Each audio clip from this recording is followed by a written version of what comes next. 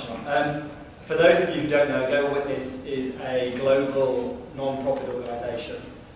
We've been around 20 years, and our mission is to try and break the links between natural resources, corruption and conflict. We started looking at conflict timber in Cambodia. The Khmer Rouge and the government were secretly behind the door trading around illegal timber and getting it out from Thailand.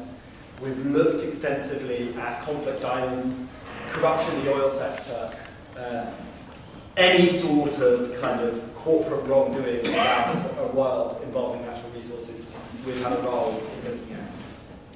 And our approach is that we do investigations. So we spend half our time being a little bit like Richard Brooks, and we dig and we look through court records and company documents. A lot of it is boring. Sometimes you get to meet some fascinating people with a very fascinating story to tell. And then we spend the other part of our time coming and trying to change the system to make it harder for the sort of behaviour that we've been hearing about to happen. And one of the underlying themes throughout our entire work is that corruption is not just something that happens over there in Africa or in Russia or in Asia. Corruption is something that happens here in London, in New York, in Frankfurt. Corruption is something that we in the West, in the global North, are just as responsible for as corrupt politicians who have their hands in the till. Now, if you are going to be a corrupt politician and move your swag through the financial system, and certainly if you've got enough that you can't just hide it in cash under your bed, there are three things you need.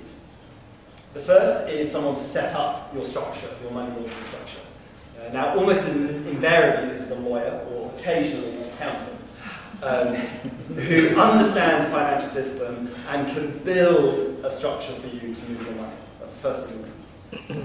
The second thing you need is a bank or a financial institution that is willing to take your money, or at the very least willing to look the other way. And the third thing you need is a way of distancing and hiding your identity from your stolen money. And in our experience, and in the experience I think of everyone around the table who I work with on this, that is invariably some form of complicated company structure. The company was created broadly in the current form in the 19th century as a way of spurring investment.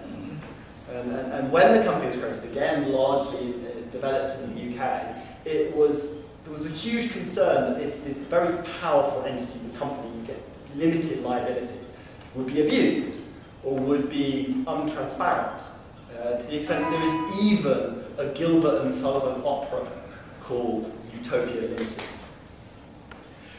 What we've found nowadays is that this idea of the company, which is a human social political creation, has become warped and abused and is now used for secrecy and opacity.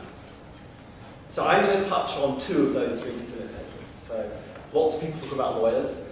We're doing quite a lot on lawyers. You'll have to wait till the new year to see some of the products of that. But in terms of the banks, there is case after case after case of big, well-known financial institutions totally willing to do business with corrupt politicians. So in 2010, we produced this report called International Thief, which is all about how Barclays, NatWest, HSBC, RBS, all these banks took money from two corrupt Nigerian politicians. And this is just a small fraction. It's exceptionally rare that these cases ever come to light, and this is just one example. This problem is endemic, and that's not just me as an NGO campaigner saying that. Our own financial regulator in 2011 found that 75% of banks in the UK, including the majority of the major banks, were failing to do enough to stem the flow of corrupt money through the UK's financial system.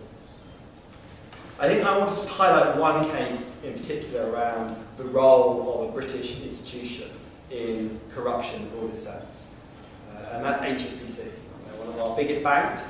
I'm sure a number of people in the room probably have accounts with HSBC. I'm sure a lot of you also know that HSBC was fined $1.9 billion by the US authorities for laundering hundreds of millions of dollars of Mexican drug money. They even made sure that the teller windows in Mexico were the right size to fit the boxes of cash that the Mexican drug lords were bringing through to speed up the system.